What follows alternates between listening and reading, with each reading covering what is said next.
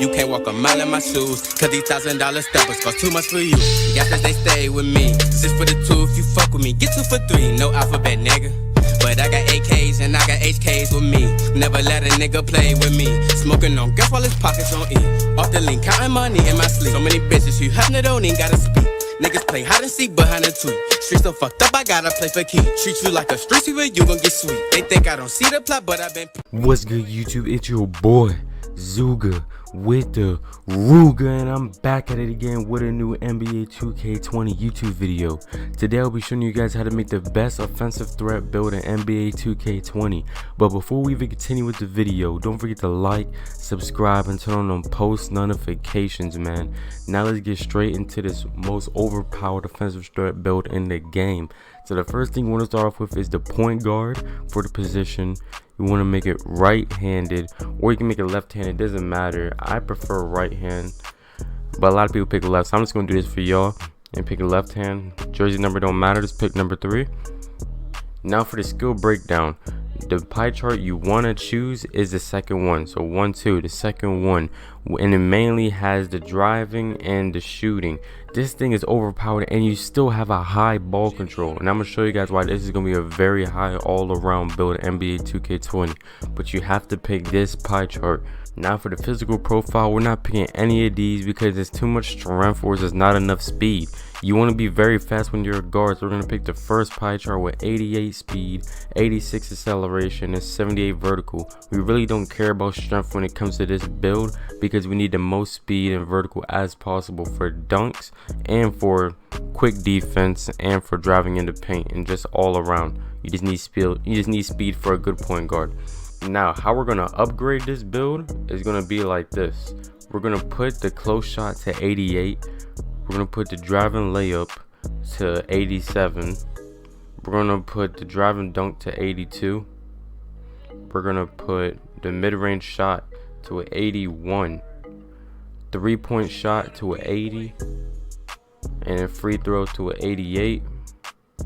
Post fade to 89. Pass accuracy to 82. Ball handling to 82. Post moves to 42. Perimeter defense put 75. Lateral quickness is gonna be 72. Steal is 77, and then defensive rebound is gonna be a 68. And now this is the best. You got 15 badges for shooting, 15 badges for finishing, 21 badges for shooting, 14 badges for playmaking, 8 badges for defense. That means you got good driving, finishing, playmaking, and shooting. And this is a pretty fast build, and it's just all around one of the best builds. And we're gonna get this ball handling up even more once we're more done with this build. So next thing we're gonna continue to is the physical profile.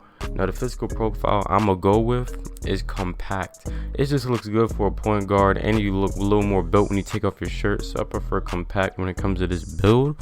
And then for a height, a lot of people try to make their guard tall, but if you're playing point guard and you're abusing screens, you can guard guards and still be short.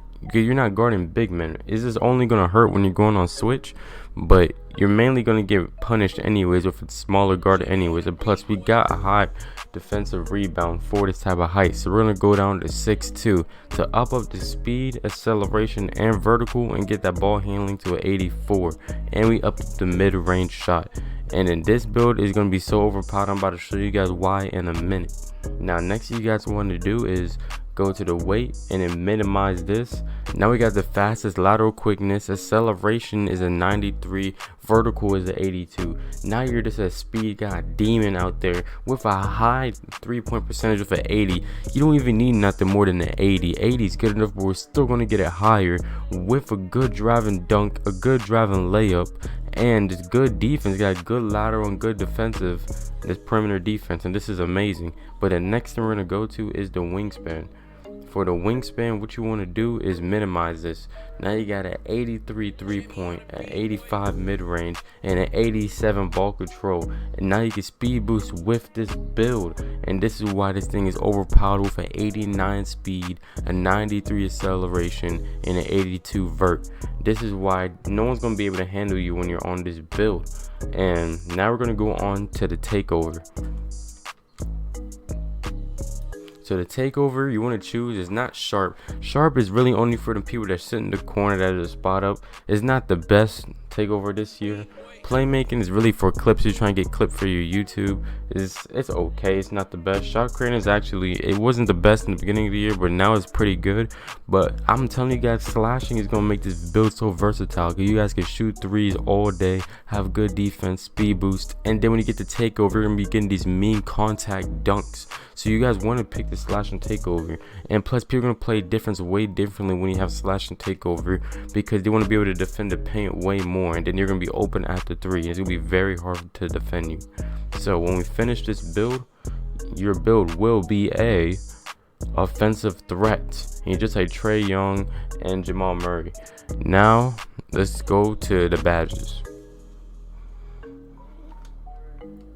Okay guys, I'm about to give you the hookup when it comes to the badges. So for the badges, you want to get this contact finisher, Hall of Fame, so you can get the mean contact dunks with the slash and takeover. The fancy footwork, put this on Hall of Fame. Giant Slayer, put this on gold, because you gotta keep in mind you are a small player, so you need to be able to get the contact dunks with this build. So Giant Slayer is a must. Now for the next thing you want to do is you want to put Slithery Finisher to Hall of Fame, and this is the best finishing lineup for this build. And now let's get straight to the shooting lineup. For the shooting lineup, what you want to put on is Clutch Shooter on bronze, Green Machine on silver, Hot Zone Hunter Hall of Fame, Deadeye Hall of Fame, Range Extender Hall of Fame, Quick Draw Hall of Fame, and Volume Shooter on silver.